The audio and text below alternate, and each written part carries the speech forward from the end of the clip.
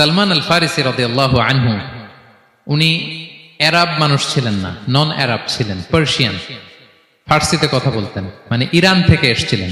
উনি প্রথমে অগ্নি উপাসক ছিলেন। কি ছিলেন? অর্থাৎ ওই যে জরাথুস্ত যারা আগুন দেখলে এরা পূজা করে, আগুনের পূজা যারা করে, জরস্ট্রেনিয়ান, এই ধর্মে বিশ্বাসী ছিলেন। আগুনের পূজা করতেন ইরানে। তিনিও আগুনের পূজা করে, তার বাবাও আগুনের পূজা করে। তো একদিন বাবা একটা কাজে পাঠিয়েছে, ওই কাজ করতে যেয়ে সে খ্রিস্টানদের গির্জা ক্রস করতেছিল।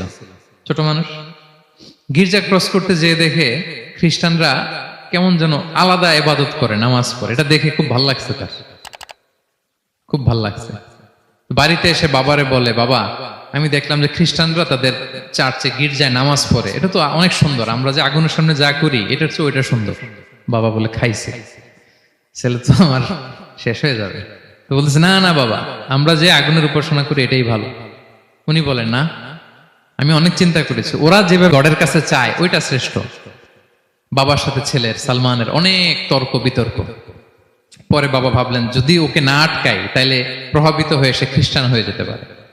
তো ঝগড়া তর্ক বিতর্ক শেষে তার পিতা তাকে শেকলবন্দি করলো। কি করলো? পায়ে শেকল লাগায় রাখছে। কিন্তু ছেলে তো মনে মনে খ্রিস্ট ধর্মের প্রতি আকৃষ্ট হয়ে গেছে। তো ওই খ্রিস্টানরা তার সাথে লুকিয়ে যোগাযোগ করত। সালমান ওই খ্রিস্টানদেরকে বলল যে, তোমাদের খ্রিস্টান ধর্মের উৎপত্তি কোথায়? বলে, সিরিয়াতে। বলতেছে, এখান থেকে কোনো কাফেলা সিরিয়া যাবে নাকি? বলতেছে, হ্যাঁ, মিশনারি ওয়ার্কে একটা কাফেলা আসছে, যাবে। বলতেছে, যেদিন যাবে আমাকে বলবে। তো যেদিন যাবে তাকে এসে বলা হয়েছে তার বাবা নাই, সে শিকল ভেঙে, শিকল সহ ওই কাফেলার সাথে যে জড়িত হয়েছে।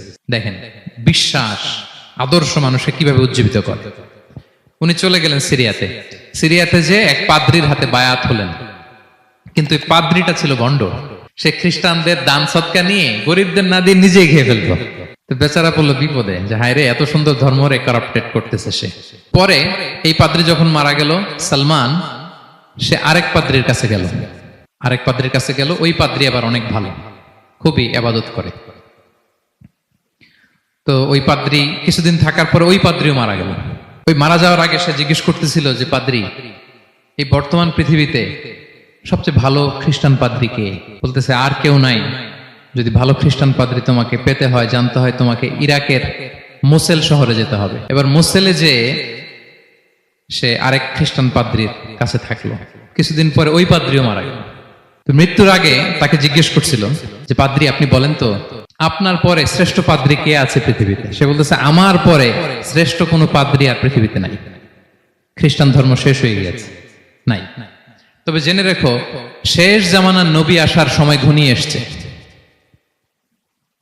তিনি যে এলাকায় আসবে, এলাকাটা চারদিকে পাহাড় বেষ্টিত থাকবে, চারদিকে থাকবে পাহাড়, খেজুরের বাগান, মরুদ্যান।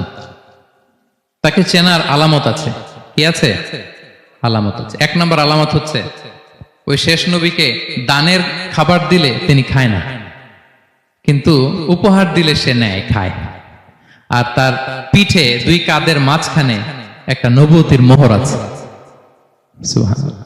যদি পারো তার কাছে যে বায়াত হও। সালমান আল ফারিসি পাগল হয়ে গেছে ওনার সন্ধান পাওয়ার জন্য। কিভাবে যাবে, কিভাবে যাবে? তো উনি কিছু ছাগল পালতেন। একটা কাফেলা তিনি পেলেন, যে কাফেলা আরব কাফেলা, বনু কালবের কাফেলা, আরব দেশে যাচ্ছে।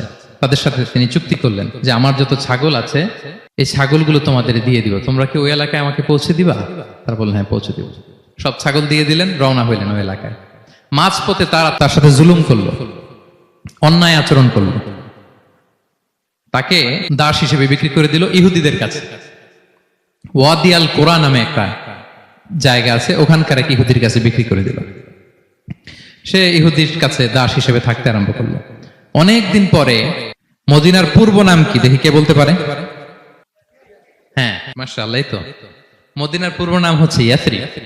তো ইয়াসরিবের এক ইহুদি, বনু কুরাইজার ইহুদি, সে আসছে ওয়াদি আল কোরাতে তার কাজিনের কাছে। এসে দেখে নতুন এক দাস পাইছে, বলছে, আমি কিনবো, তুমি কিনতে চাও? তার কাছে বিক্রি করে দিল।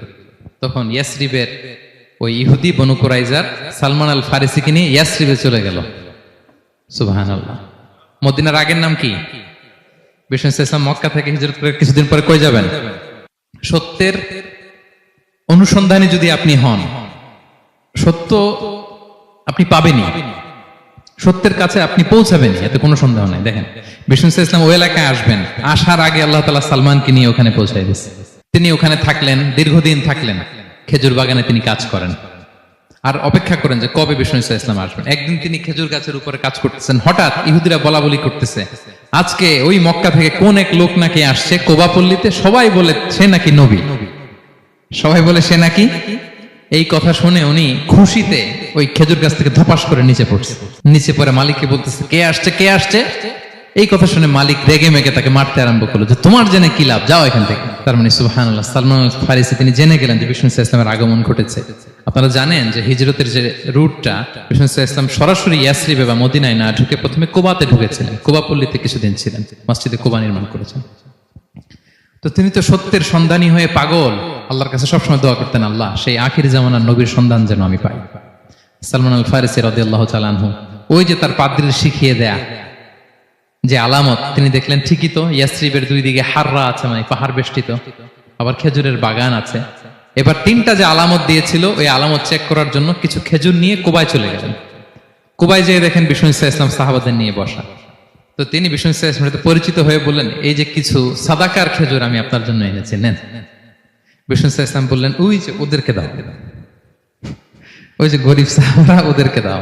বিষ্ণু ইসলাম খেলেন না, সে মনে মনে বলতেছে, এই তো একটা পেয়ে গেছে, একটা পেয়ে গেছে। উনি কিন্তু খায় নাই, ধরেও নাই, বলতেছে যে ওদেরকে দাও। দিল, সাহাবারা খেল। এরপর বিষ্ণু ইসলাম কুবা থেকে মদিনায় চলে গেলেন, তখনও মদিনার নাম হয়নি, ইয়াসরিবে গেলেন।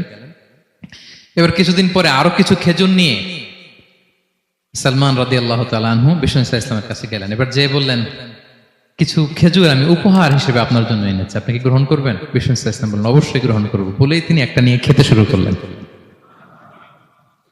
খেলেন এবং বিতরণ করলেন। মহা খুশি, এই তো পেয়ে গেছি দুইটা সাদাকার খেজুর, বলেছি ধরেও নাই, খায় নাই। যখনই বললাম উপহার, খেয়েছে। এবার বাকি রইল কয়টা? সেটা কি? নবুয়তের সিলমোহর, দ্য সিল অফ প্রফেসি। এটা তো দেখা এত সহজ না, যদি এদিকে থাকে, জামা পরে থাকলে দেখা যাবে। তো এটার জন্য প্রায় যায়, কিন্তু ব্যাটে বলে হয় না, ট্রাই করে কিন্তু দেখা যায় না। একদিন তিনি গেলেন, এবং এটার জন্য তো পিছে পিছে থাকতে হবে, কি বলেন? কথা নেই বার্তা নেই, হুট করে পিছু পিছু ঘোরা যায় নাকি কারো? একদিন একটা উপলক্ষ তৈরি হলো, সেটা কি? বিষ্ণু ইসলাম, এক সাহাবী মারা গেলেন বাকি উল গারকাদে, মানে যেটাকে আমরা জান্নাতুল বাকি বলি, ওই কবরস্থানে ওই লাশ নিয়ে যাচ্ছে, সবার সাথে সাথে বিষ্ণু ইসলামও যাচ্ছে। তো এখন তো একটা সুযোগ, পিছনে পিছনে যাওয়া যায়, কি বলেন? এইবার সালমান এসে পিছু ছাড়ে না, নবীজির পিছনে পিছনে যায়, কিন্তু স্বাভাবিক যাওয়া না। একটা আছে সিম্পলি হাঁটা, এরকম না, একবার এদিকে যায়, একবার ওদিকে যায়, একবার এদিকে যায়। আর অন্য সাহাবারা মনে মনে ভাবে, ঘটনা কি, এরকম করে কেন লোকটা? কিন্তু বিষ্ণু ইসলাম তো জানেন কেন এরকম করতেছে, ঠিক কিনা বলেন? বিষ্ণু ইসলাম সেদিন দুইটা চাদর পরেছিলেন, একটা নিচে আর একটা উপরে, নিচে লুঙ্গি আর একটা চাদরটা দিয়ে গা ঢেকেছিলেন। বিষ্ণু ইসলাম ইচ্ছে করে পিঠের চাদরটা একটু নিচের দিকে নামালেন, যাতে করে সে যেটা খুঁজতেছে ওটা দেখে ফেলে। বিষ্ণু ইসলাম চাদরটাকে একটু করে নিচে নামালেন, নামানোর সাথে সাথে তিনি দেখলেন দ্য সিল অফ প্রফেসি, মাহরুন নবুয়া।